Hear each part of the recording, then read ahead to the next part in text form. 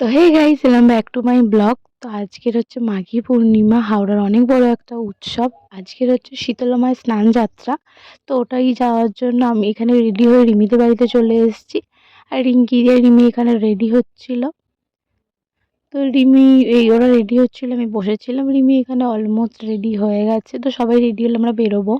তো আমাদের একটাই বেরোনোর কথা ছিল, আর এখন বাজে দেখা যাচ্ছে না। হ্যাঁ দেখা যাচ্ছে, 2:30। এখন রেডি হচ্ছে, আমি এখানে রেডি হয়ে বসে আছি। তো অবশেষে আমরা সবাই মিলে রেডি হয়ে বেরিয়েছি, আর এখন প্রায় 3টে বাজে। আমাদের একটাই বেরোনোর কথা ছিল। আর এখানে এসে আমরা একটা আন্টির ছাদে দাঁড়িয়েছিলাম। এখান থেকে ভিড় নেই, যাতে দেখতে পারি। আর এখানে একটা মা স্নান করতে যাচ্ছিল। আর এখানে নিয়মটা হচ্ছে যে বড় মা সবার প্রথমে বেরিয়ে যায়, তারপরে যত জায়গার মারা আছে সবাই স্নান করে, গঙ্গা স্নান করে এসে মন্দিরে ঢোকার সবার শেষে বড় মা মন্দিরে ঢোকে। তো আজকের দিনে মাকে কাঁদতে বলে অনেক মানুষই উপোস করে থাকে। আর এখানে আরো একটা মা যাচ্ছিল। তো অনেকগুলো মাই আমাদের এই রাস্তা দিয়ে যায়, আর আমাদের পাড়া থেকে 2টো মা বেরোয়। তো আমরা আস্তে আস্তে ওই মা দুটো স্নান করতে চলে গেছে। এখন আমরা রোডের দিকে এসেছিলাম, কেন রোডের সাইড থেকে অনেক মারা যাবেন ওইটা দেখার জন্য। আর এত ভিড় ছিল, ওই জন্য আমরা আবার যেখানে দাঁড়িয়েছিলাম ওখানেই চলে এসেছিলাম। আর এখানে রিমি প্রসাদ এনেছিল, তো ও খাচ্ছিল আর আমাকে একটু খাইয়ে দিয়েছিল। এখানে বহু জায়গায় স্টলও বসে আজকে, যারা যেমন পারে। আর এখানে আমরা দাঁড়িয়ে দাঁড়িয়ে দেখছিলাম ওখান থেকে সব মারা, আমাদের পাড়ার যারা মারা আছে তারা এখান থেকেই যাবেন এটা দেখার জন্য।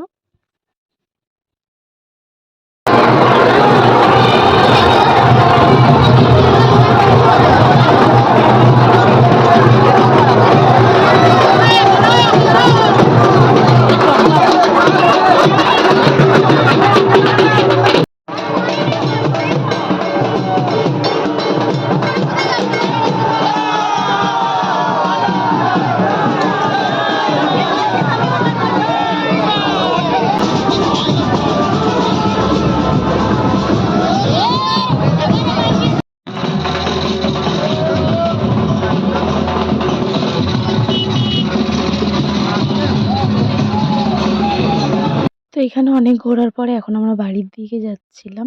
আর এখানে আমাদের পাড়ার মাদেরকে স্নান করে এনে রেখে দেওয়া হয়েছিল ওখানে একটা মা, আর এখানে পাশাপাশি 2টো মন্দির আছে।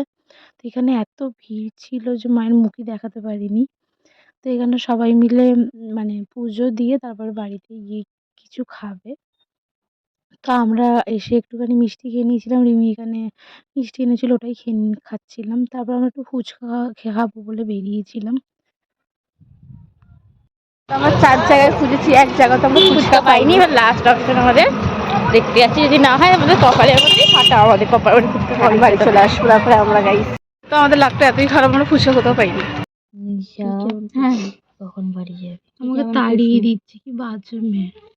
রিমির এত অপমানের পর আমি বাড়ি চলে যাচ্ছি, কিছু বলতে চাস? বেরিয়ে যা।